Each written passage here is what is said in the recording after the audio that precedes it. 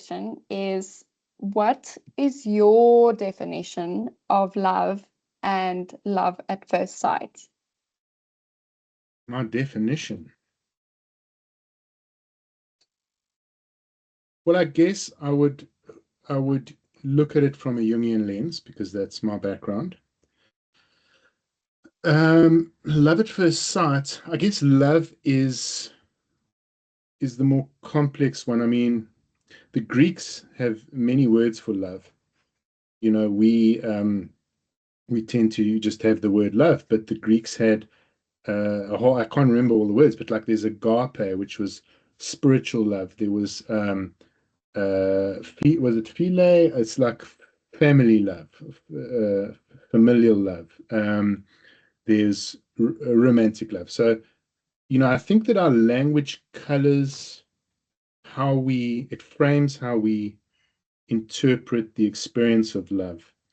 And so a language, you know, a language like ancient Greek that has all these different words, I think brings nuance to the idea of love.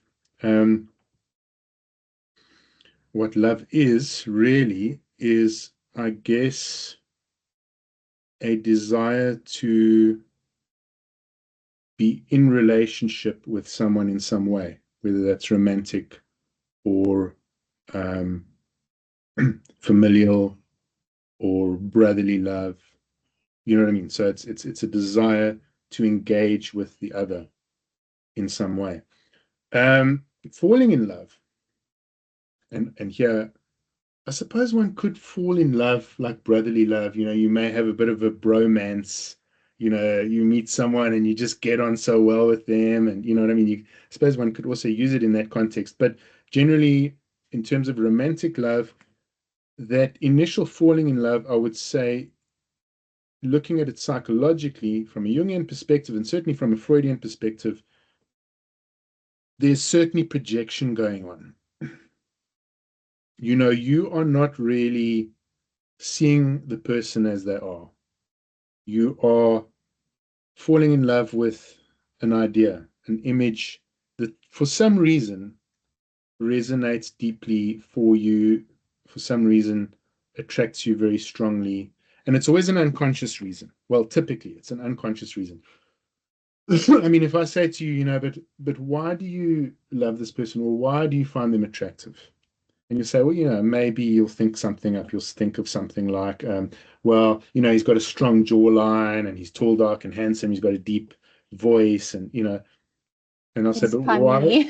Yeah, why is that attractive? And if I keep asking why, eventually you don't know why, because ultimately it's unconscious. It's not within the conscious personality's ability to have a reason. It's irrational, essentially. Instincts are non-rational or irrational. To falling in love is certainly not a rational thing, you know what I mean? So if I understand this correctly, like you have that initial attraction to someone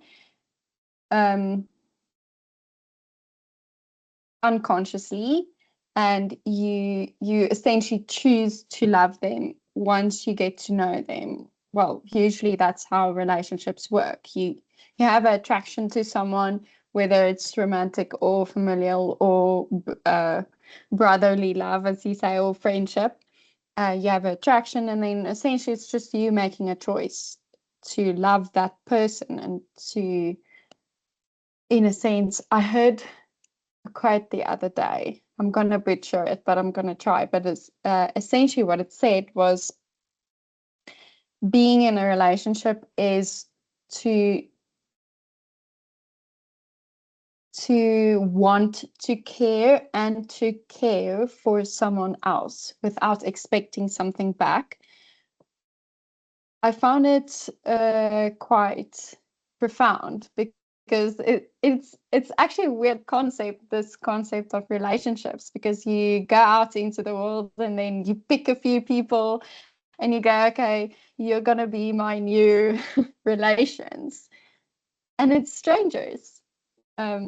So Am I right to make that distinction that love is a choice and falling in love or love at first sight is this projection, as you say, or initial attraction, like that person has something? That's not a choice. That falling in love is not a choice. The attraction is not a choice. I mean, I suppose you can talk yourself out of it. You can reason yourself. And I see a lot of young men actually doing this.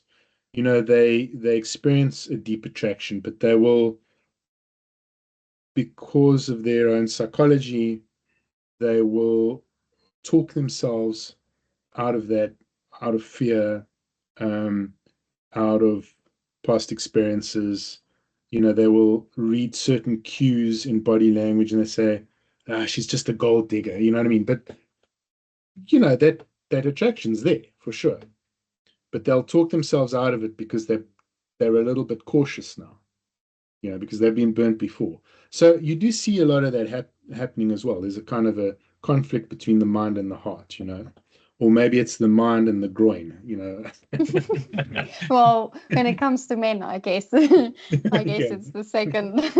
Yeah. But Okay, let me so just say, I've sorry, got lots of questions. let me just say some more about that, because the part about love being a choice,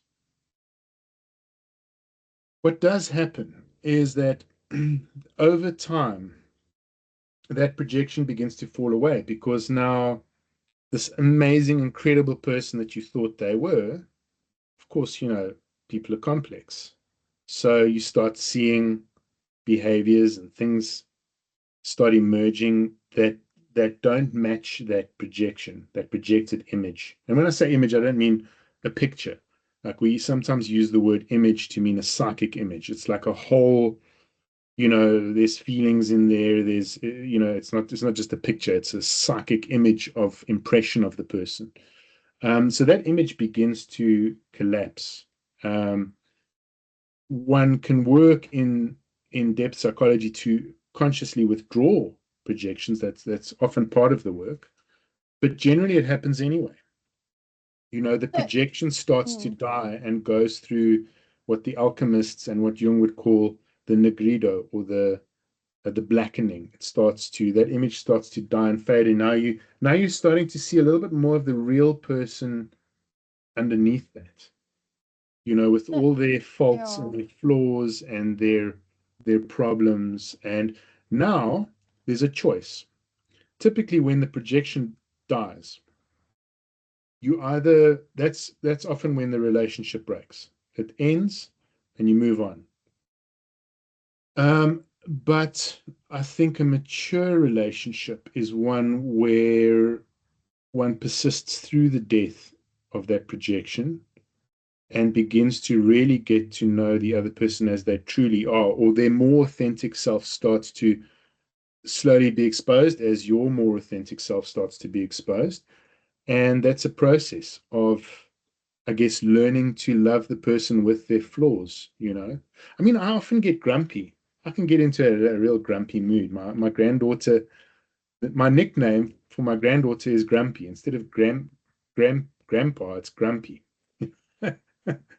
And so my wife seems to find that part of me, she's quite affectionate towards, you know, she'll sort of joke with it and it doesn't really irritate her. She seems to quite like that. So maybe I have something of a more mature relationship with my wife, you know.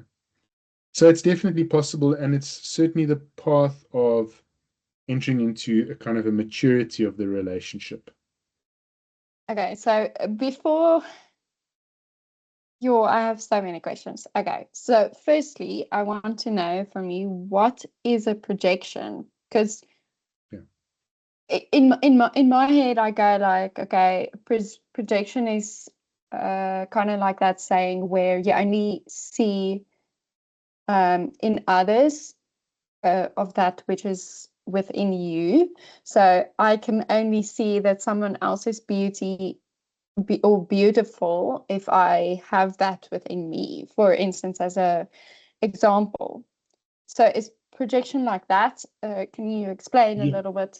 Yeah, so it comes from the early days of Freud, when Freud was a neurologist before he well, he was trained as a neurologist, and then he developed modern psychology. He was the father of modern psychology. And the idea in neurology was that they'd somehow figured out that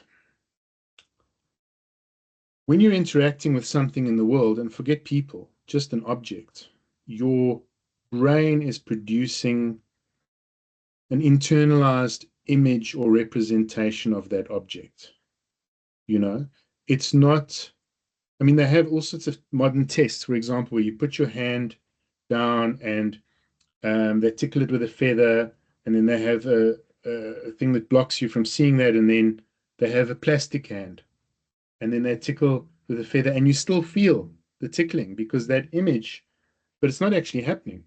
You're not really being tickled on your hand, but just because the image, it stimulates something in the brain. So we have these internalized representations of objects in the world, and now we extend that to people as well. You have an inner representation of the person, and then there's the real person in the real world, and the degree to which we know people and which they even know themselves and present their true, authentic selves to the outer world is obviously limited. No one presents all of themselves. Because of our socialization and our social adaptation, we hide certain things. We stop ourselves from expressing everything that we would just ordinarily say because we've been socialized and we have to live in an adapted society. So, so back to your question about projections. Does that sort of answer the question? Well, let me add this. Let me quickly add this. There's the inverse of projection is called introjection. That's when you take something from the outside world and you take it in, you digest it, and you form this initial internalized image of it. So one's relationships are often based on previous relationships. Let's say, for example, you had your experience of your mother was that she abandoned you, or she didn't really give you enough care, or something. Let's call it an abandonment complex. That would now live within you as a kind of an image, as a complex. And when you engage, say, with a romantic partner, the moment she shows any sort of sign of disinterest, you're going to see her through the lens of that introjection, that experience that you had of your own mother, or your brother, or your father, or your school teachers, or maybe you see your boss through the projection of your father. Maybe your father was very strict and your boss is very strict. And so, but everyone else in the office is like, no, the boss is a really nice guy. But then it's a projection. If you know what I mean, it's sort of it's not always. It's not always. I mean, that rule sometimes breaks. It depends on the group, and because the group can be under a projection as well. We can have groups with their own, but you can have whole nations that are in a state of projection with other nations. You know what I mean?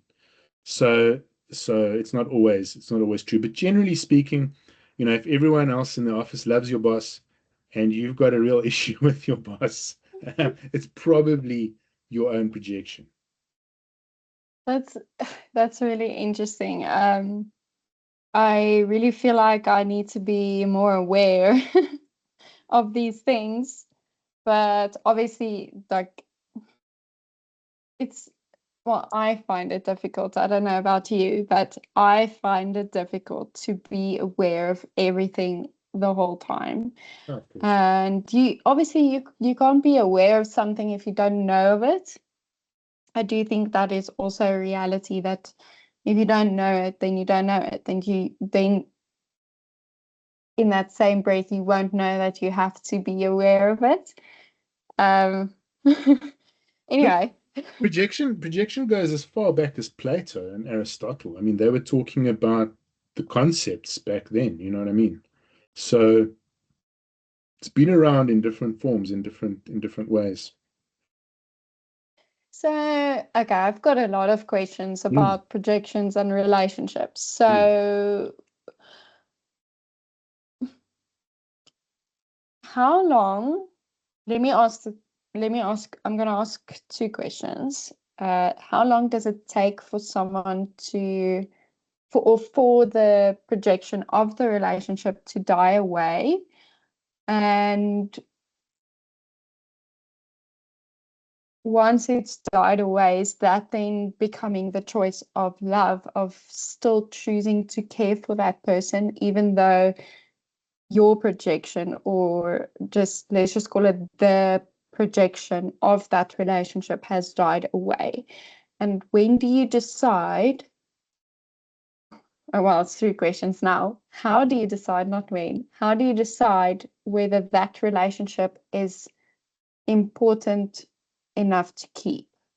Because in the moment, I don't think you realize that specific aspect of this relationship is important enough to keep yeah. when you're in that moment. I don't know. So it's a good question, and there's no easy answer to that.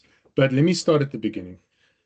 So when do you know that when does the projection start to die? So I would say like it could take 5 minutes. You see, I was speaking as a man, you see a beautiful woman at a bar and you approach her, and then she opens her mouth and the projection dies. It could be that quick.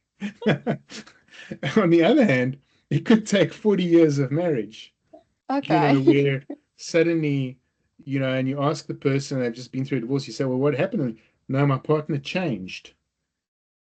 Which also happens. Maybe the partner went through a process where they couldn't bear the weight of being inauthentic and sort of living in a false self, and so they themselves started um, to bring out their more authentic self into the world, and that causes the projection to break in a different ways. I think there's levels and layers of projection for sure.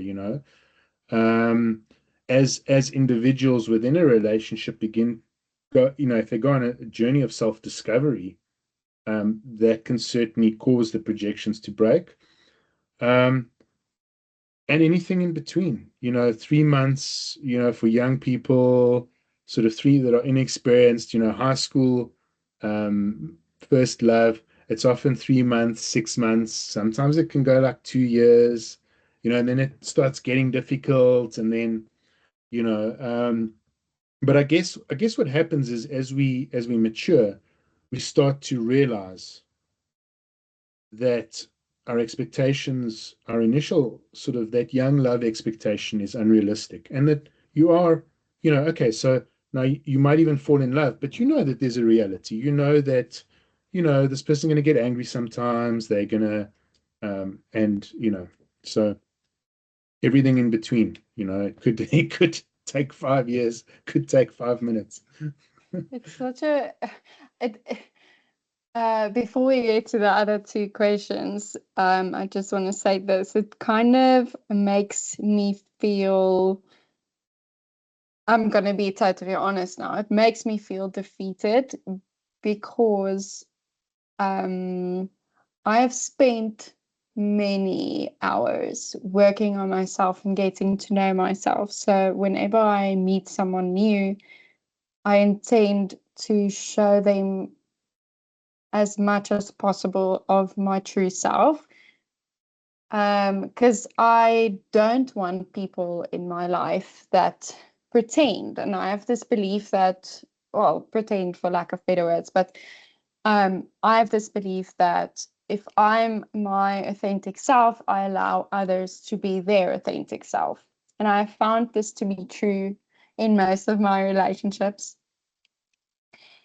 But it makes me feel defeated because now, let's say I meet someone new, and it happens to be someone, especially, sorry, especially when it comes to a romantic relationship. So let's say in theory, I meet someone new and I am my authentic self as much as I can be, at least. And this person does not know how to drop their projection, or to I don't want to say that they don't know, because I wouldn't be able to say that for sure, but it does make me defeated somewhat, because you're putting in effort into this relationship. And I think especially when especially in my case, it feels like I'm putting in a little bit of extra, because I want to know what they're getting themselves into, with any relationship for that matter. And then after 3 months, whichever time it takes, they then decide, this isn't for me. It hurts. So it does make me feel defeated. It's like a waste of time. Yeah. I mean, Well, I look, I wouldn't think say waste of time. Sometimes you do still learn something out of it, but yeah. but yeah. Look, I think you've got the right approach to try and know yourself as deeply as possible, and to in some way try to present that it's a question of appropriateness. I mean, you don't tell the bank teller, you know, that I've your got a wife just demon in my divorced head. you. You know what I mean? It's like so something of what Jung calls the persona is necessary. There is a kind of a mask through which we engage the outer world. And as long as we're not really identifying with that mask, I think what's happened with the persona is Jung identified the persona, 100 years ago in his model of the psyche, and we've gone through a cultural evolution where today we're more in tune with what Jung calls the ego, not to be confused with the negative term, the way the word ego gets used, um, typically gets used, where we mean, he's got an inflated ego. The ego is just your conscious identity. That's what we mean in depth psychology. It's your conscious identity. So I think we've gone on this cultural evolution where people today are more in tune with who they are rather than the mask they show the world.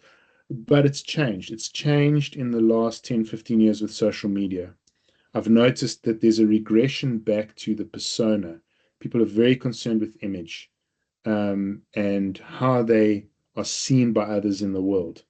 So, you know what I mean? So that seems like we've evolved, and now we've taken one step forward and we've taken two steps back. So, but anyway, I've sort of derailed the conversation a little bit. Help me get That's back okay. on. Help me get back onto the question. Oh, you were saying, yeah. Look, so I think your approach is good. Try to be as authentic as you possibly can, within reason. And look, projection. There's no such thing. It's not black and white. There's no like 100% projection and 0% projection. You're always going to be in projection. It's just a matter of degrees. You can't completely know the other as they truly are in themselves. They don't even know themselves as they truly are in themselves. You know what I mean? It's sort of like it's all matters of degree. There's always more to learn Yes. anyway. Yeah, so we want to just withdraw as much as possible. You know what I mean? Mm. Yeah, to get back to the other two questions, that moment where I know you just mentioned it's a degree, but um that moment where the projection falls away in the relationship, where the struggle comes, is that the moment where you decide, okay, I'm not in love with this person, I Yeah. love this person? And how, yeah, is that the moment? Is that the moment where Mm. you?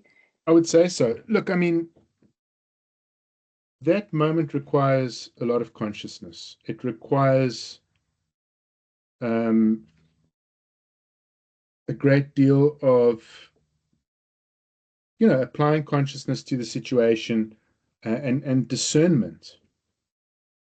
I wouldn't say as a general rule one decides to love the person. You you may have discovered that what lies behind the projection is so radically different from who they are there's just no point in continuing. Mm. And again, it all depends on you and your maturity, what you're prepared to live with, you know what I mean? So that's always going to be, there's no hard and fast rule there. But typically, if one decides that the relationship is worth fighting for and continuing with, then yes, then one chooses. I don't know that one chooses to love. I don't know that love is a choice. One chooses to make the effort to try to love the person and do one's best. Do one's best, I guess. I still think love is unconscious to a large degree. Um, so that it's not really a choice, technically. It's not really a choice. The choice is to try and stay engaged and To perhaps there's care. a yeah, to care, and perhaps there's a choice in something like trying to understand the other, trying to see their perspective, trying to respect them. You know what I mean? Those are choices that I think we can make, and the love should naturally emerge out of that kind of choice. But you can't love someone that you don't love. It's just not, it's not a conscious choice. There's no such thing. If there's just someone that you just cannot stand, and I say, but love is a choice. Just love them. It's unrealistic. So I don't think love is a choice, but I think we do have choices and that can allow love to sort of emerge like a deeper, more authentic Mm. love, and that love is often it's beyond romantic. It's deeper than romance. It's connected in something deeper. You know. One of the questions I do have regarding this, let's say just the topic of love, not necessarily projections, but how does your archetypes, or let's say, I wouldn't know if I actually don't know. You can answer this. Does your archetypes have more influence on love, your love towards other people, or is it your parts that play the bigger role? And how does this affect, how does the archetypes of parts, whichever um, has the bigger role, affect the type of love? And I know this isn't a scientific thing, but let's connect it to like love languages. I'm trying to think of a way that love is represented so we can use love languages. How does your archetypes or your parts, whichever affect love the most, affect your love language?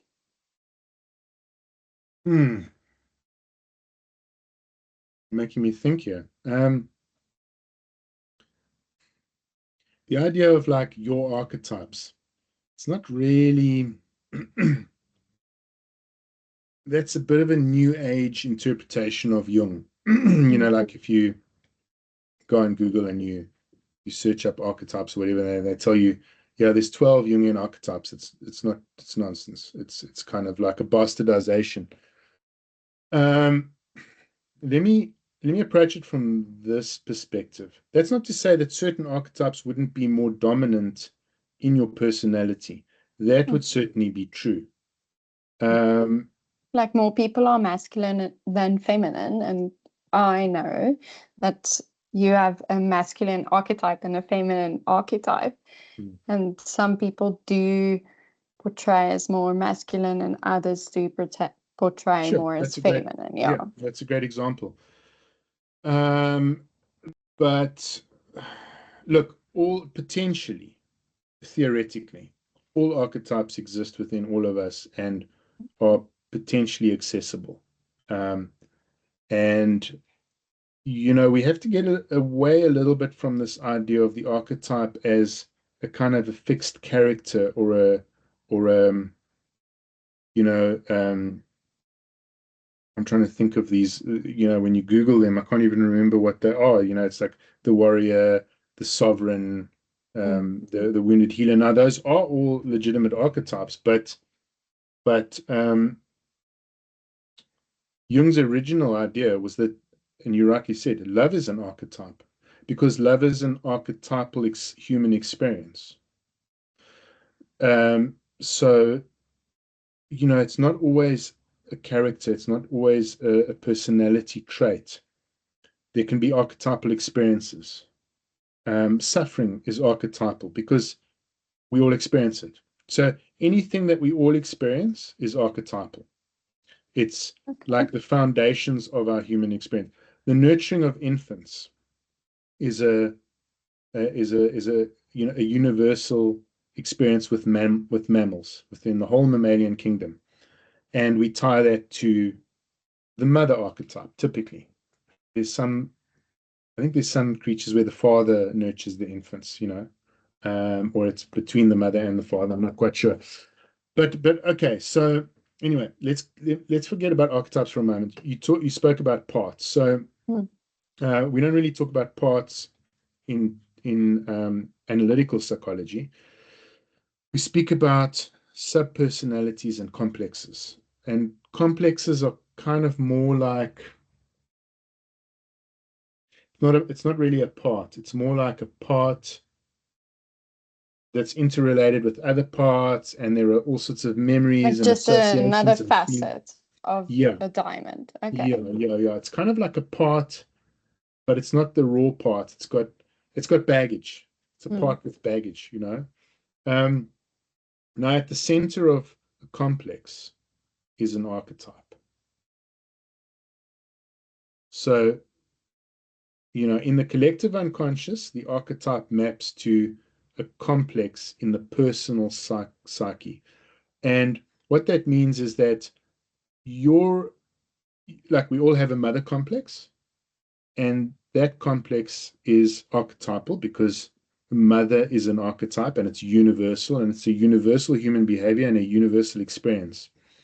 And we all have experiences of our mothers. And even if you don't have an experience of your biological mother for whatever reason, you will experience the archetypal mother in the world through a grandparent or a caregiver or an older sister, or in some way you will touch upon the mother archetype.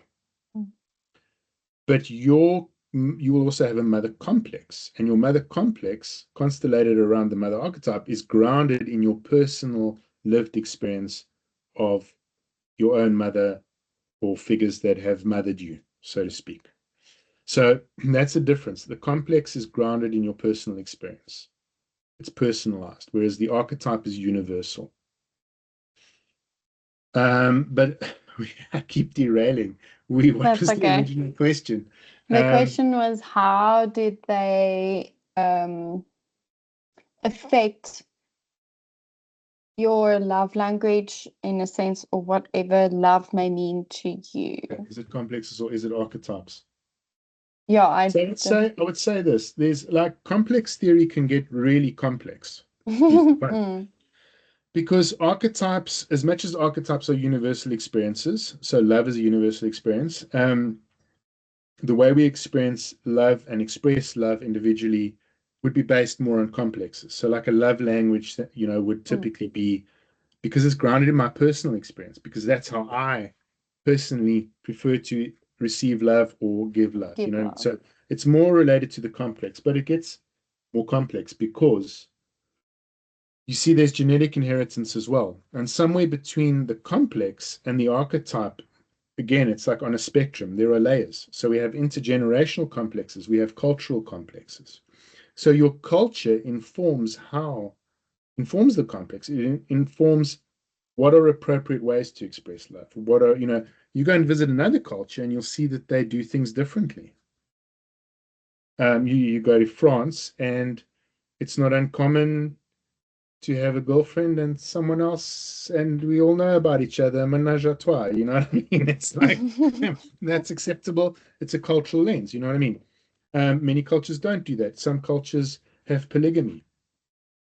So our cultural lens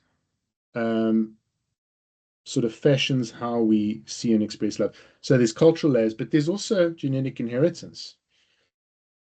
We also we are the product of our ancestors in some ways, and that will also influence how the complex develops and evolves out of the archetype. So, yeah, it's complicated. It's very complicated because now I'm thinking, okay, I do not necessarily like it when people touch me, but I like to touch. It sounds weird, but I like to touch other people. So if I have my best friend with me, then I just touch her every now and again, just make sure that she's there. But I don't want her to touch me. Um, then there are certain aspects of touch that no one should do, like do not touch my face, for instance, and leave my feet alone. Um, but those are just obviously personal, like. Well, not necessarily. They could be genetic. They could be inherited in some way as well. Well, it It's does very make me difficult. think now. Yeah. My dad has very ticklish feet, and me too. So Well, there you that's go. why There you you go. shouldn't touch my Yeah, feet yeah, because I will. yeah, yeah. um, it's weird because in actual fact, I would just like to be in the same room as the person that I am in a relationship with. Doesn't matter what relationship. And to me, that's showing them that I like them or that I love them or that they love me. I'm horrible at giving gifts and I don't like receiving gifts. So I guess that's across. It's weird to think because you mentioned that this can also be genetics. And if I think of my parents and how they interact with other people and how other people interact with them, I can see why my love language, even though it's not a scientifically proven thing, um, I can see why it is what it is. Mhm. So Look, it breaks my head. yeah, but sometimes as well, like one's love language or the way one expresses to use, I would broaden it. I wouldn't necessarily use the word love language, but I understand what you mean. But the way one chooses to, or the way that one feels is the right way to express love and to receive love, might completely differ from the rest of one's family. Mm. Meaning that it's either grounded in some personal experience or, genetics is complicated. You this grandfather on that side and that, you know what I mean? So how that all distills down into your unique individuality is a very complicated thing.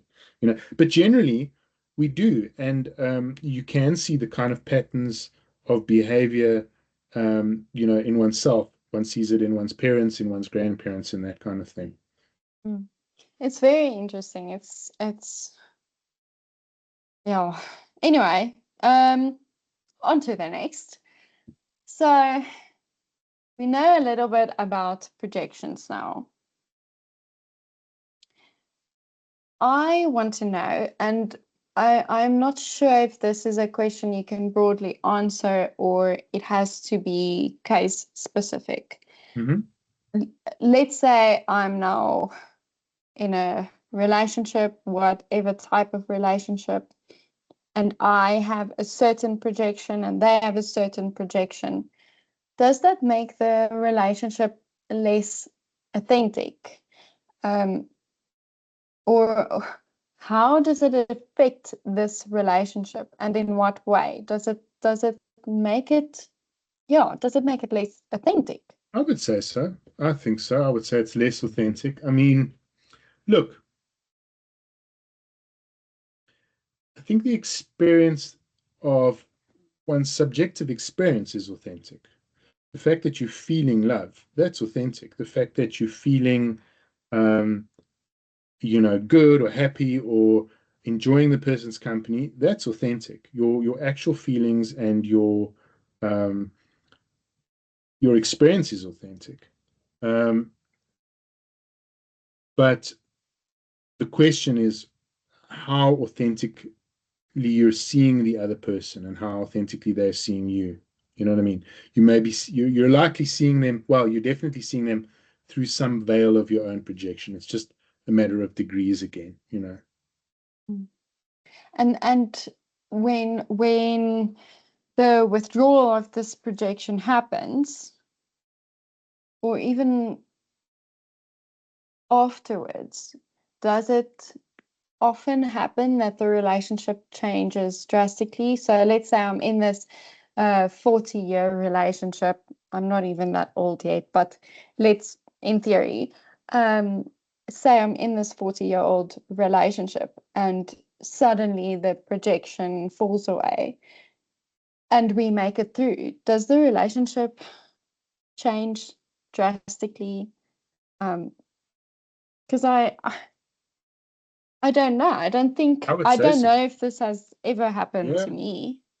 I would say So, so. I would say so. I mean, it depends on the, let's say, the size of the projection. Do you know what I mean? I mean, I think we've got lots of little projections that are constantly falling away. Sometimes we have a big projection.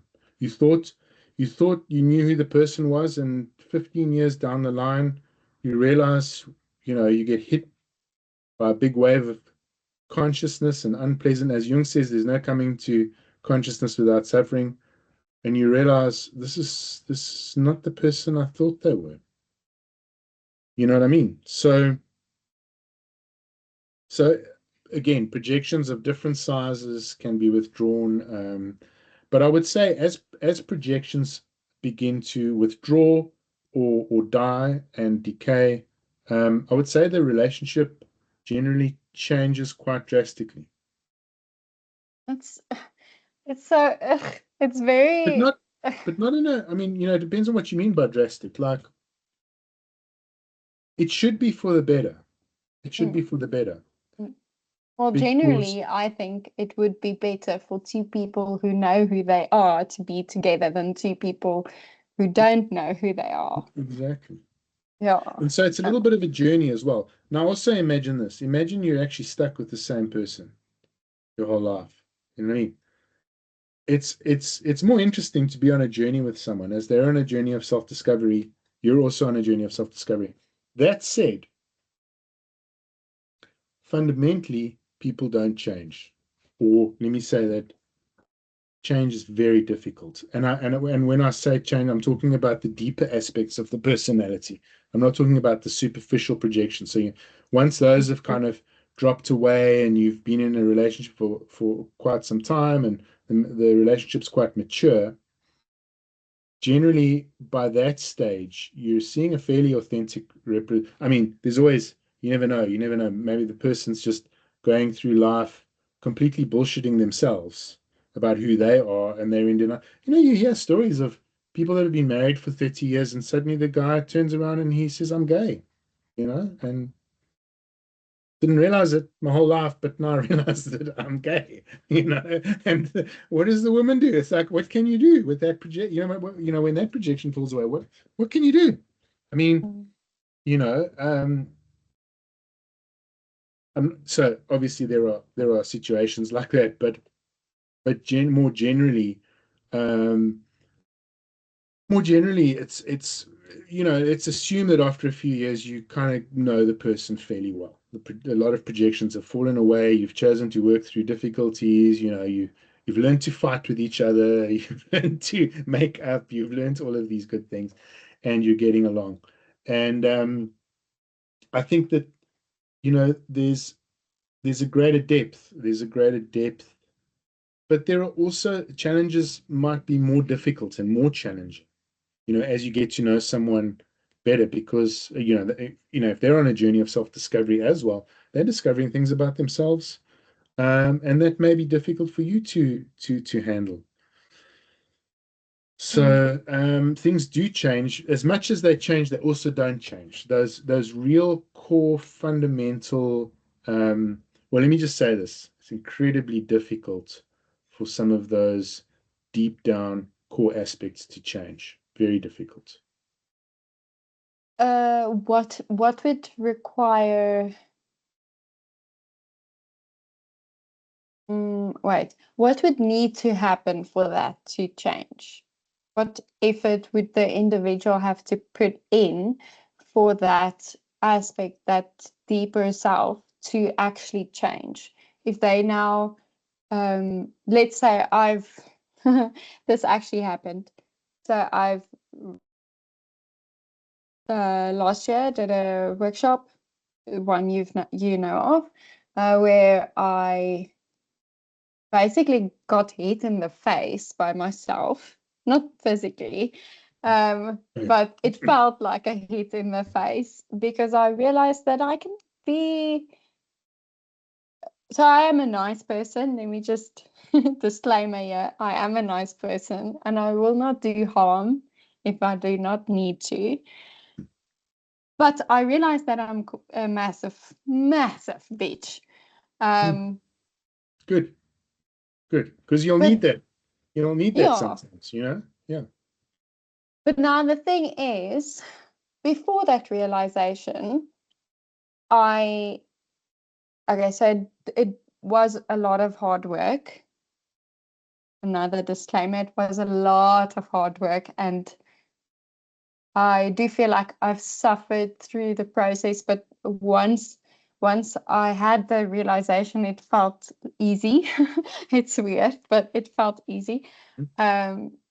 So before that, I would just be a bitch without noticing Without and handle being things conscious of in it. Yeah. Okay. handle things in a different way than I would now. So what, let's ask the question again then. So now that you know that, I know, but what do you, I know what happened for me to have that realization, but what do you suggest needs to happen for you to change, or at least get the awareness of a very deep part of yourself?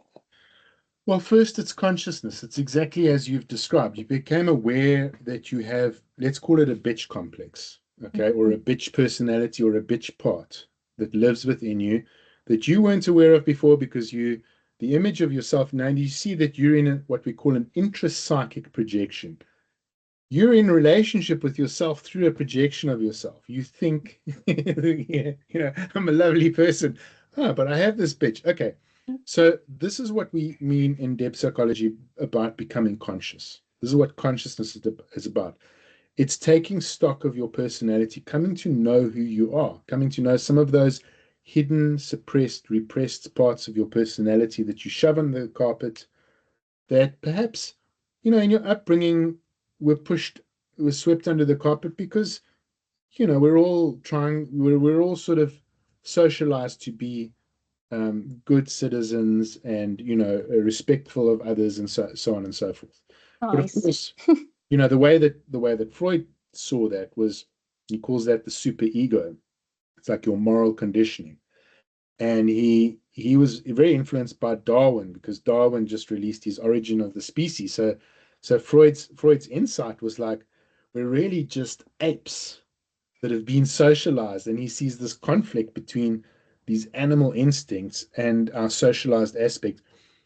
I mean, there's another argument that we have a social instinct as well. So, but anyway, let me not make it overly complicated. So we have this moral imperative, and we have these kind of animal instincts. And you can imagine like some sort of caveman 50,000 years ago, gouging people's eyeballs out and just having sex with any cave woman he could find, and just slaughtering. I mean, like complete animalistic sort of behavior. And then we're socialized. So we have this layer of socialization over these primitive instincts, and there's a battle between them. And I keep getting away from the question, but now, so the first part is know thyself, is come to consciousness about who you are, and that's difficult because we have blind spots. We don't want to know who we are, and it's the same thing with a partner or a friend or we have an image of them, and over time, as I said, projections on a scale, a little projection could could drop because you realize it's not them, but something massive could happen along the way as well. But there's a second part to, that's the first part, is consciousness, coming to consciousness. The part about, did you ask a question about transformation? Like, how do you actually transform the personality? Or wasn't that really part of the question? Yeah. Well, transform, change. Change.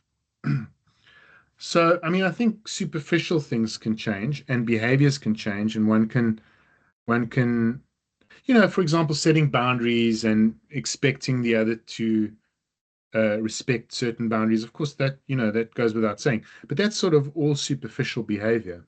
If you keep dropping down, and it's not called depth psychology for no reason, because we go down into the unconscious and we start to look at what's really going on there.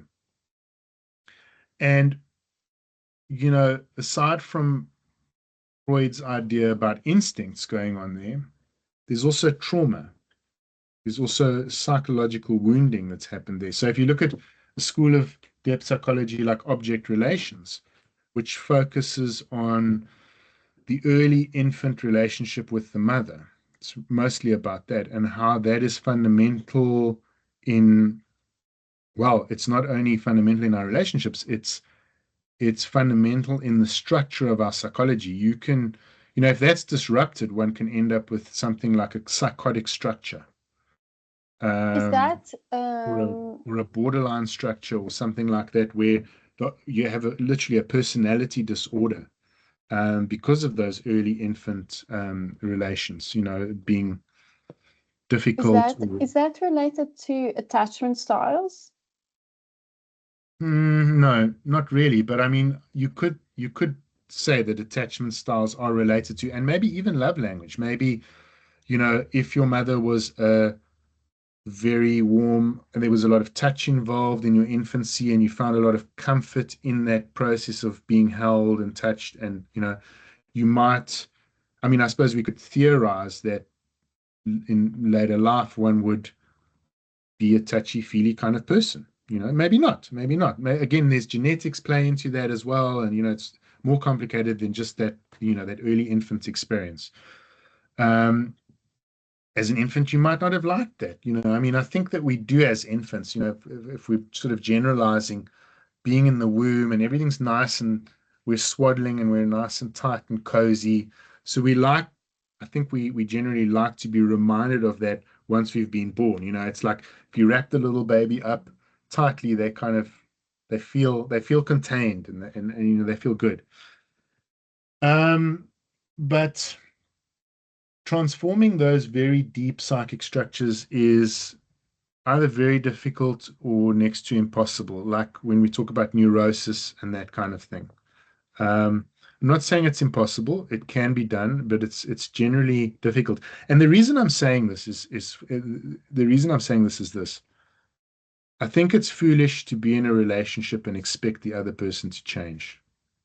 I Well, think, I happen to agree. One thing my mother always tells me is change your mind, and it irritates me. But I understand why she says that, because the moment I change, then everything else changes. The moment my perspective of something changes, then everything else will change. that's a good approach to try to change your perspective rather than certainly expecting the other person to change. Look, I'm not talking about superficial things like setting boundaries and respect and just like basic formalities, but the deeper core of the personality, that's something that generally often doesn't change unless the person puts in massive amounts of work,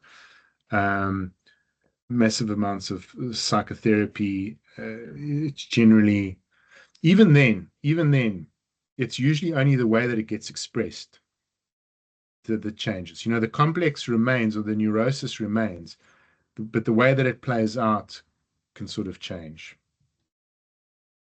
I mean, yeah, I wouldn't 100% say, for instance, that this part that I've now become aware of this bitch part of me. I wouldn't necessarily say that just because I'm aware of it, I have changed. I am just now able to, when I notice it, to catch it and and assess it, whether, like, figure out whether it's causing damage or causing some constructive result. Yeah, and not act unconsciously from that sub-personality or that complex or that part, but maybe, and sometimes you will, and it'll catch you, and that's fine. But you now, oh, you notice it. Okay, well, and it gives you a chance to be conscious and make a decision, and to act differently, or choose to act differently, or choose to step away till you feel better, then come back, something like that. So Yeah, it gives I you do choice. think, yeah, I do. I agree. And I do think it is also important to mention here that um, it's a lot of hard work. And just because I happen to do this work, and I'm sure you also do introspection, trying to find out who this person is in your vessel, um, just because we have put in a few hours, it does not make us geniuses or perfect. Quite the contrary, because I happen to find the deeper I delve into myself, the more there is to figure out, the more complicatedness there is in this head of mine. And it is overwhelming. And yes, even with all the hours that I have put in, I do sometimes stumble. Course, of course. Yeah, yeah. I mean, and there are layers, you know what I mean? So it's an ongoing journey, facing one's shadow, discovering one's shadow, and then there's the anima animus, so it's incorporating, or at least integrating those without being consumed by them. It's quite a journey. It's a massive journey. But I want to say something else. I want to bring something up. I mean, I know you've still got, I don't know, do you still have a lot of questions or? You can, Okay. you can. Mm, mm. Talking about this kind of early infant trauma and wounding, and the depth now, the real depth of the personality, and how now that we're in a relationship with a person, and these projections have partially withdrawn. Um, there's something else that really colors relationships as well. Excuse me, and that is transference and countertransference, which is a principle in psychotherapy, but particularly in depth psychology. Um, and the idea is that you carry in these complexes in your unconscious, and in your neuroses, you carry psychological wounds, from childhood, from your upbringing, look, life is wounding. We're vulnerable, we feel pain, we get hurt. Sometimes the ego defenses cover that up. They hide it. The ego hides it. We forget about it. We move on with life, but it affects us. It keeps affecting us going forward, and it makes us who we are. Um, I think without trauma, we would probably be completely unconscious. We would exist in that's sort of like, if I look at the mythology of it through a mythological lens, we'd still be in the Garden of Eden, and everything would just be blissful and beautiful, and you know what I mean. But we'd be unconscious. So this fall into life, into being born, and the moment that one is born, one begins to experience suffering. One has a nervous system that can experience pain, a psyche that can experience pain. And of course, that shapes our personality. But what happens is that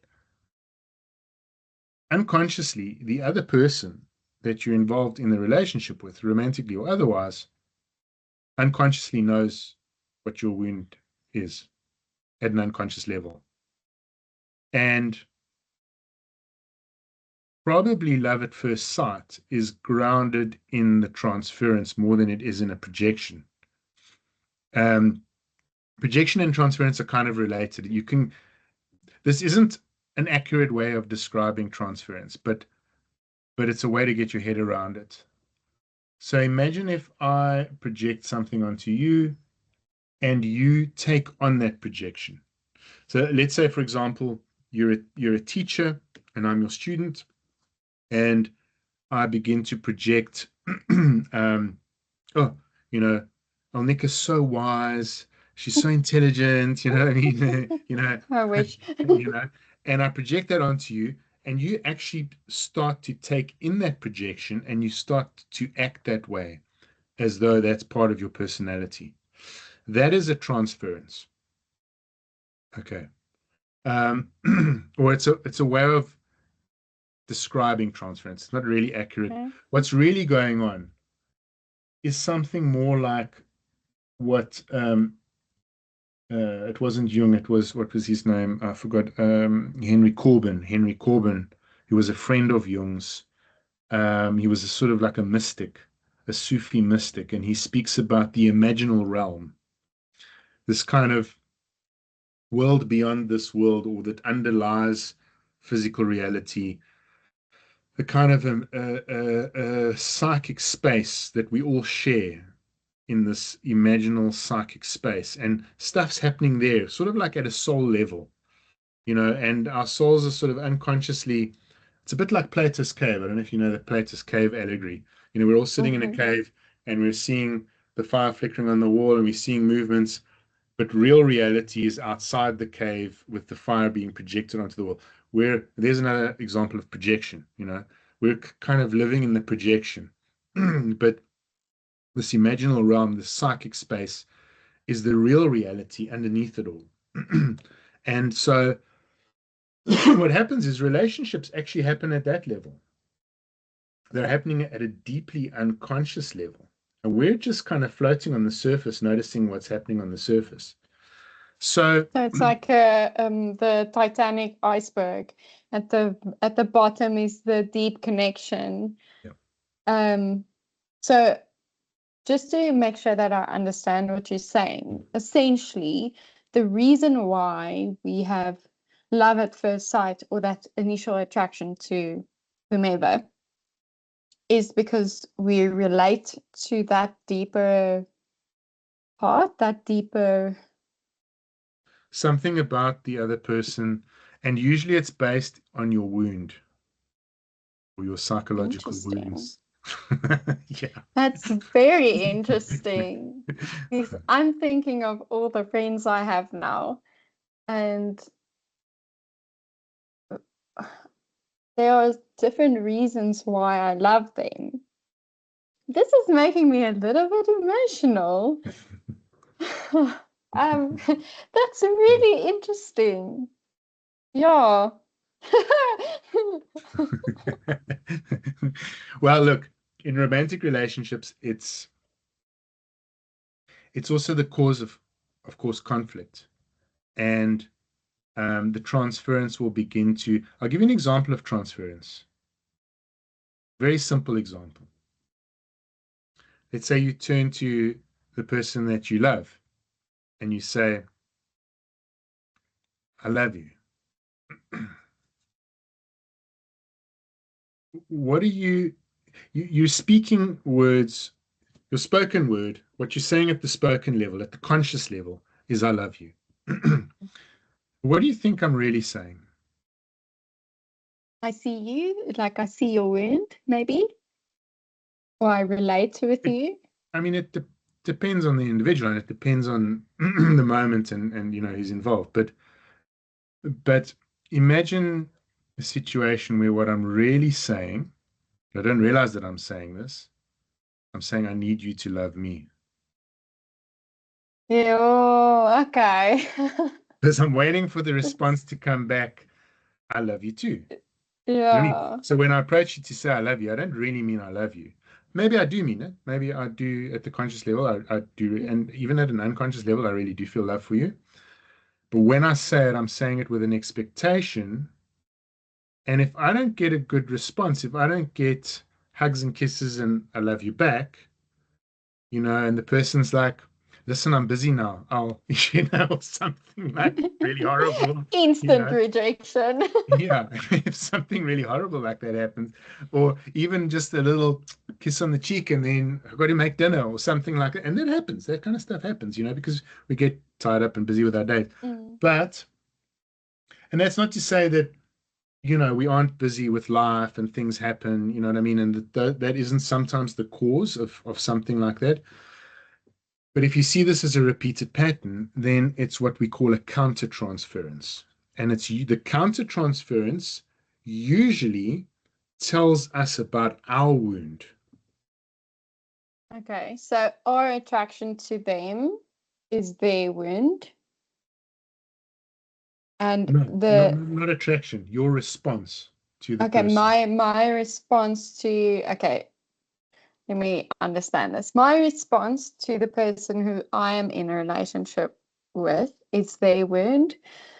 Well, And it gives insight into their wound. It can give, not always, but it can, okay. in the case of transference and countertransference, gives insight to their wound. So if we just use that example now, so you reach out, you say, I love you, and at some unconscious level, you're really trying to say, do you love me?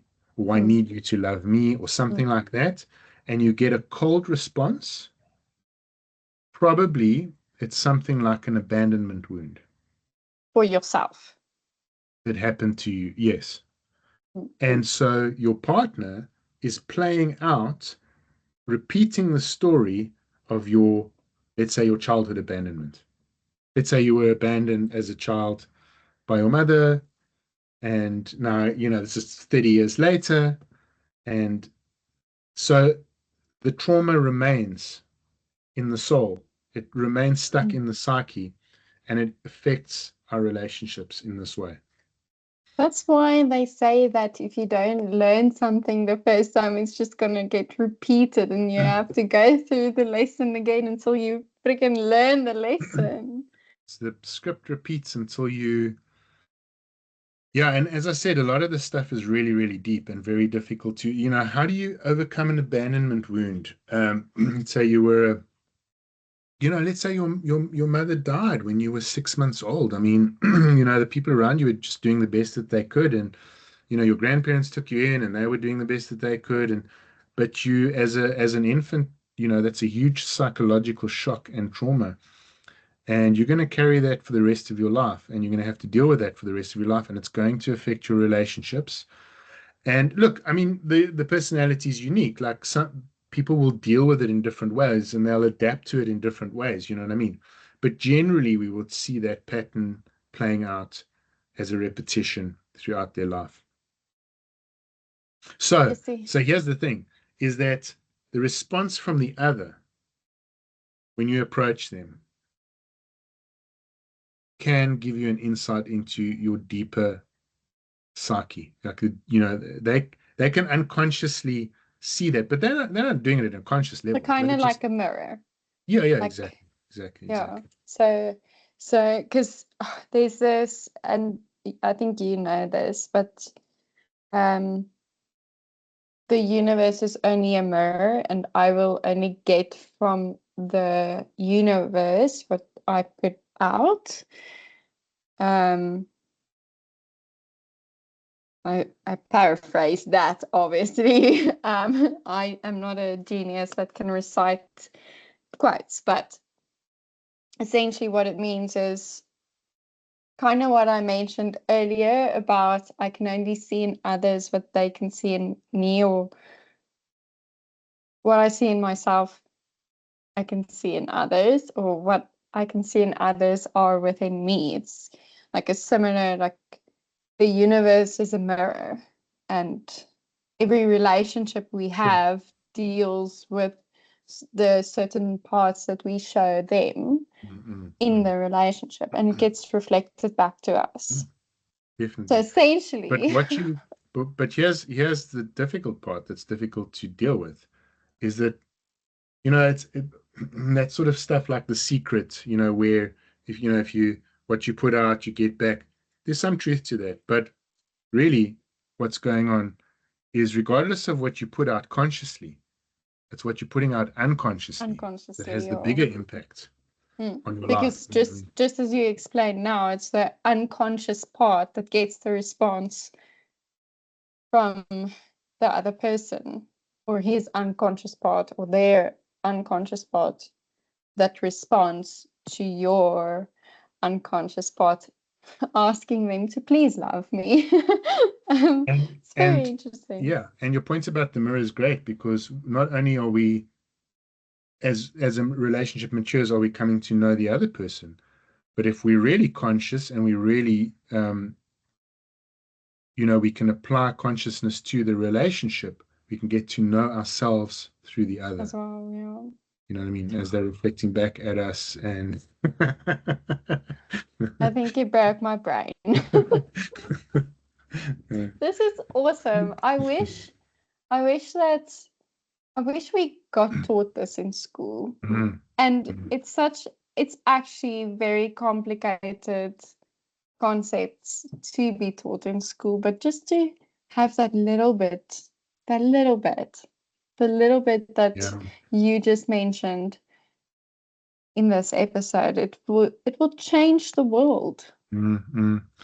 Yeah, I mean, I think if people have a deep understanding about how to navigate this, it is pretty radical. I mean, we run courses. We don't focus on, at the Center for Applied Jungian Studies, we don't focus on relationships, but our biggest program, the Magnum Opus, which runs for 18 months, we teach, Jung's entire theoretical model. I mean, it fills a bookshelf, but as much as one can teach in 18 months. And there's a whole 3 months just dedicated to relationships, through different lenses like projection, transference, countertransference. So there's a whole 3 months dedicated to that. So yeah, it makes sense because relationships is a big part. In fact, I would say it's the biggest part of our lives, because not only do we interact with other people in different relationship levels, we have to interact with ourselves as well. And I see that also as a relationship. And it's my greatest desire to have a good relationship with myself.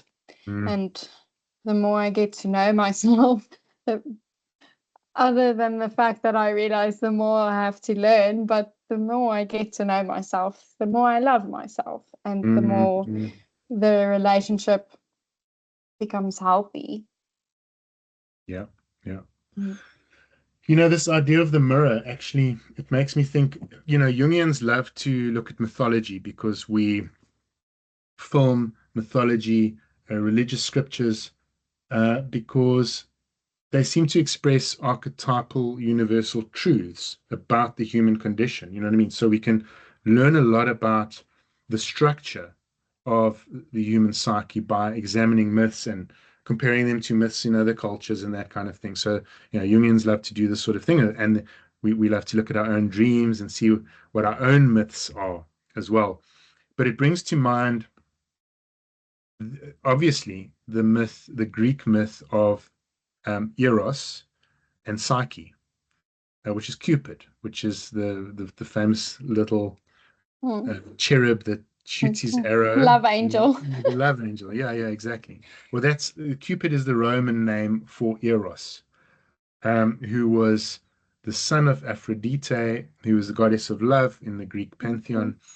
And Psyche is really, I mean, that's where we get the word psychology from. The psyche is the psyche, or perhaps said differently, as the soul, the human soul. And the story is that Psyche she's a human, but she's incredibly beautiful. And I won't tell the whole story, but basically it's a story about love, because Aphrodite is so jealous of her beauty, because all the people that pray and worship Aphrodite stop doing it, and they start worshipping Psyche. So she gets jealous, and she sends her son, Cupid, or Eros in the Greek version, to to make her fall in love with a monster. But when Eros gets there, so he's like the Greek, as your son, he's sort of like the Greek god of love. So he shoots himself instead of shooting her. And he falls in love with her. So Eros falls in love with Psyche. And it's interesting because, Freud's theory of libido is basically Eros. It's the energy of the psyche. Libido, and Freud has a very sexual kind of take on this, whereas Jung is much more, he sees that energy as not necessarily being sexual in nature, but it's an energy of movement towards something. So there's this component of love for something. It's a desire. Desire is a love. It's like Cupid's arrow. Desire shoots for something. You know what I mean? So that's what libido is in the psyche. It's and it's where we get the word erotic from as well. So Eros and Psyche. So, we have a psyche, we have this psyche that is experiencing these desires arising in the psyche. And as much as the myth is a story about how, it's about love, it's about the love between Eros and Psyche, and eventually in the end, they get married and Psyche becomes an immortal and that sort of thing. But the journey there is really about the individual soul becoming conscious. It's about our own journey. It's about our own journey through consciousness. Psyche starts out very unconscious. There's a lot of projection going on. When Eros shoots himself, he falls in love with her. He sort of kidnaps her and he takes her to a secret castle, but the castle is kept dark at night, and he only visits her at night, so she can't see him. But she actually gets Stockholm syndrome. Kind of, yeah. It's a sort of an early Stockholm syndrome. And he loves her, but they sort of love each other. But the symbolism of that dark castle is unconsciousness. It's the psyche. It's the young psyche in the young body that is still unconscious. Now, if we distill it out of the Greek myth and we apply it psychologically, that's how we can kind of read it. And then what Psyche does one day is she lights a lamp because she wants to see Eros, and she goes up to him while he's asleep, and she looks at him. But some of the oil falls off and it burns him. And he wakes up in a shock, and then he's angry with her, and you betrayed our agreement, and he runs off, and the castle disappears, and Psyche's wondering. It sounds a bit like one of the fairy tales, she's wandering through the land, lonely and whatever, and then Aphrodite comes for her, and because she's still angry with her, and she gives her 4 impossible tasks, and she does these tasks, and the last task is like she has to go into the underworld and get like an ointment of great beauty so that she can give it to Aphrodite, so she can be more beautiful than Psyche.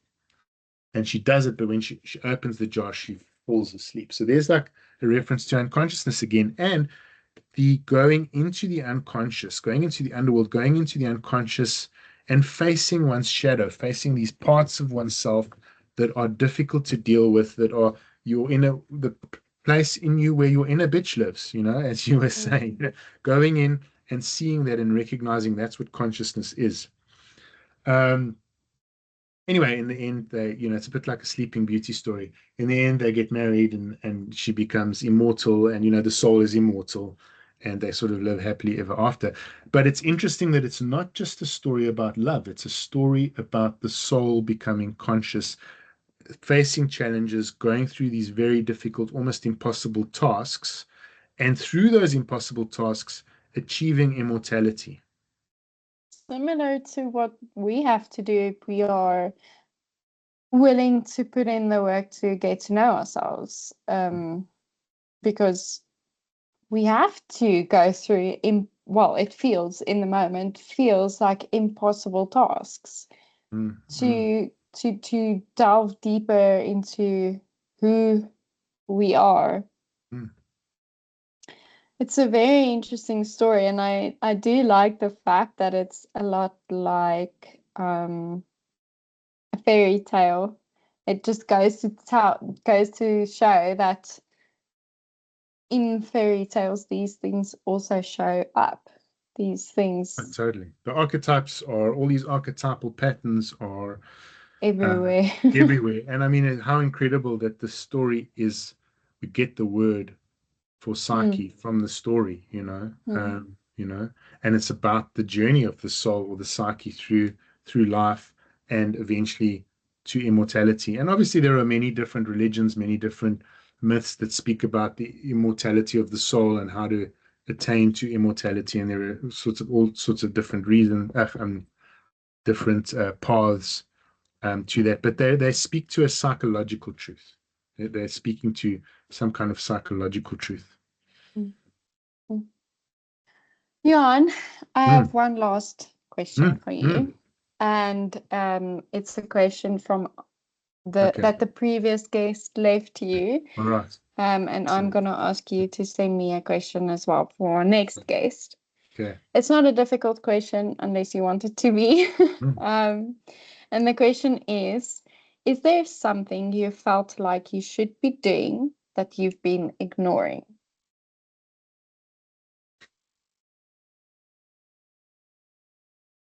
Lots of things. Lots of things. I definitely just don't have enough time. So there's a lot of things that I've been ignoring. Things like a lot of things I love to do, like free diving. I love to go free diving. I like to go competitive sport shooting. I like to I can just spit out a list of 1,000 things, and it's really just a case of time. I'll get to do those things, but it's a case of there's just not enough time to fit it all in. So I think on this journey of individuation that we're on, it's like you go down these alleyways and you explore parts of your personality and you give expression to parts of your personality. But you have to leave something behind because there just isn't enough time, and then you wind back and I think to come to a kind of a fullness in life and to express one's personality. Individuation for Jung is very much about arriving at like a fullness. Well, one doesn't really arrive, it's a never-ending journey, but there's an ever increasing greater wholeness to your personality. And for that to happen, one has to take these little alleyways and explore, these different archetypes and these different complexes, and then one comes back and explores others, So it just feels like there's just not enough time to explore it all. So yeah, lots of things to do. I must say, when I read this question, I did think to myself, geez, there are so many things, so many things. Yeah. And actually, when you start to think about these things, when I started to think about these things, I kind of felt a little bit overwhelmed because where do I start? Well, make a list. Make a list and prioritize it and start with the first one. You know what I mean? You got to start somewhere. That's true. That's true. You've got to start somewhere.